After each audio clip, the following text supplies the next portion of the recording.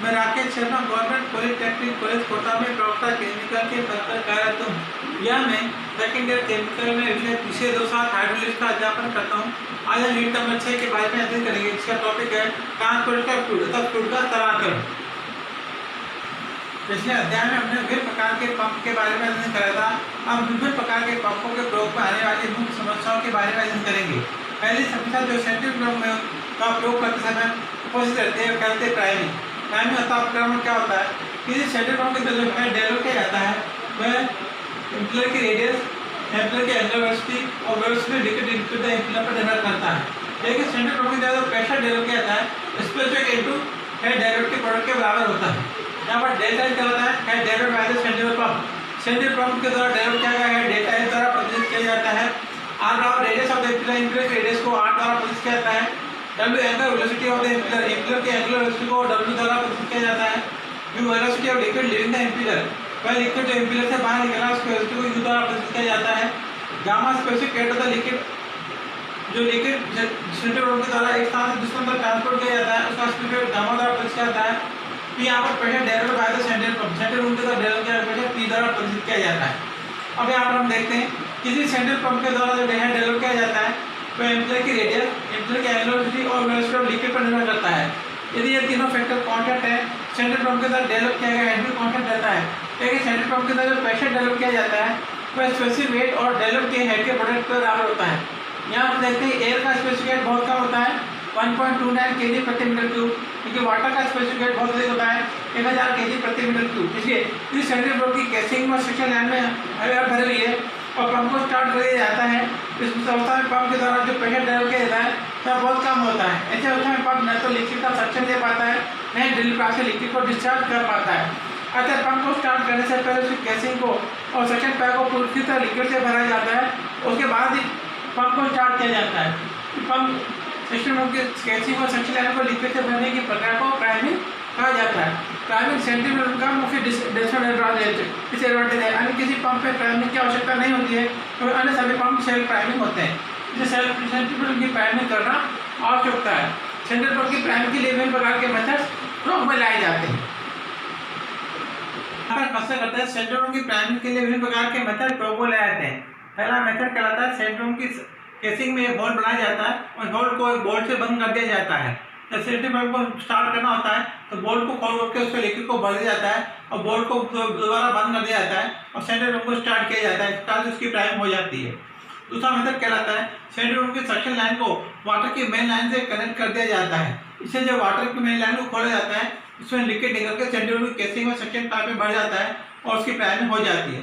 तीसरा मेथड कहलाता है सेंट्रीफ्यूगल की सक्शन लाइन को सिटी वाटर के टैंक की मेन लाइन को यहाँ पर सेंट्रीफ्यूगल की जो सक्शन लाइन है वो टैंक पर लिक्विड फ्री सतह से नीचे स्थापित किया जाता है। यहाँ पर टैंक जब वाल्व को खोला जाता है तो टैंक से लिक्विड निकल के पंप में भर जाता है और उसकी प्राइमिंग हो जाती है। चौथा मेथड कहलाता है सेंट्रीफ्यूगल की जो डिलीवरी लाइन है उसमें एक प्राइमिंग चैम्बर बनाया जाता है। जब सेंट्रीफ्यूगल को बाउंड किया जाता है तो प्राइमिंग चैम्बर में कुछ लिक्विड इकट्ठा हो जाता है और पंप को जब दोबारा स्टार्ट किया जाता है तो ये लिक्विड प्राइमिंग चैम्बर से लिक्विड निकल के और केसिंग में सक्शन लाइन में भर जाता है और उसकी प्राइमिंग हो जाती है। इस प्रकार से सेंट्रीफ्यूगल की प्राइमिंग के लिए 4 प्रकार के मेथड्स प्रयोग में लाए जाते हैं।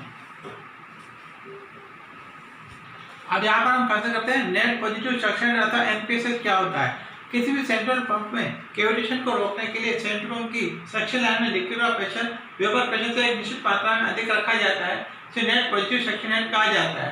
नेट पॉजिटिव सक्शन के लिए इक्वेशन निम्न प्रकार से प्रस्तुत की जाती है।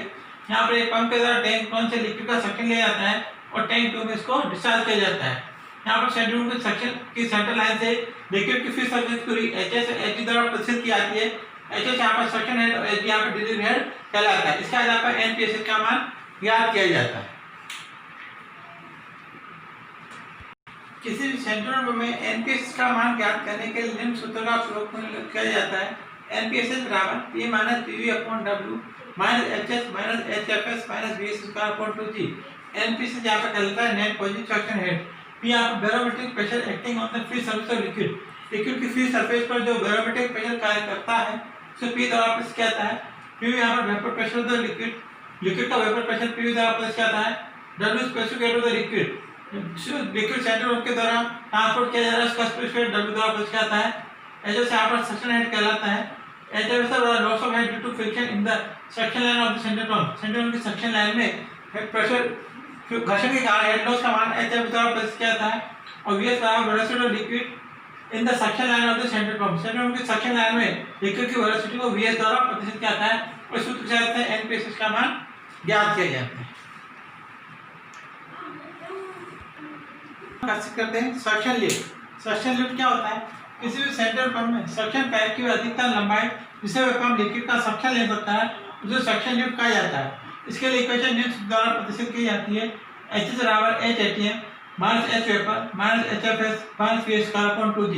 H यहाँ पर सक्शन लिफ्ट कहलाता है, H ATM यहाँ पर एटमॉस्फेरिक प्रेशर हेड कहलाता है, इसका मान 10.34 मीटर होता है। H यहाँ पर वेपर प्रेशर हेड कहलाता है। HFS बराबर loss of head due to friction in the suction line of the central pump. Central pump की सक्शन लाइन में घर्षण का हेड लॉस का मान HF द्वारा प्रदर्शित किया जाता है और VS बराबर velocity of liquid in the suction line of the central pump. Central pump की सक्शन लाइन में लिक्विड की वेलोसिटी को VS द्वारा प्रदर्शित किया जाता है और सूत्र की सहायता से सक्शन लिफ्ट का मान ज्ञात किया जाता है।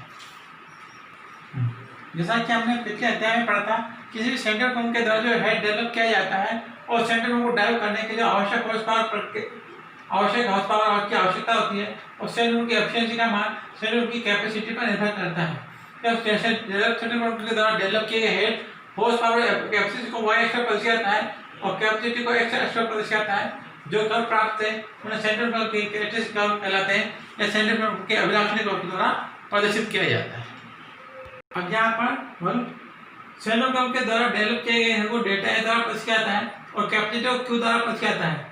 डेल्टा एस को y एक्स पर और q का x द्वारा प्रदर्शित किया जाता है। हमें विभिन्न प्रकार के कर्व प्राप्त है जिन्हें हेड वर्सेस कैपेसिटी कर्व से प्रदर्शित किया जाता है। यहाँ पर करता है developed by the central pump. Central pump के द्वारा डेवलप किया गया डेल्टा ए द्वारा प्रदर्शित किया जाता है। q बराबर capacity of the central pump. Central pump की कैपेसिटी को q द्वारा प्रदर्शित किया जाता है। Okay, thank you friends, thank you very much.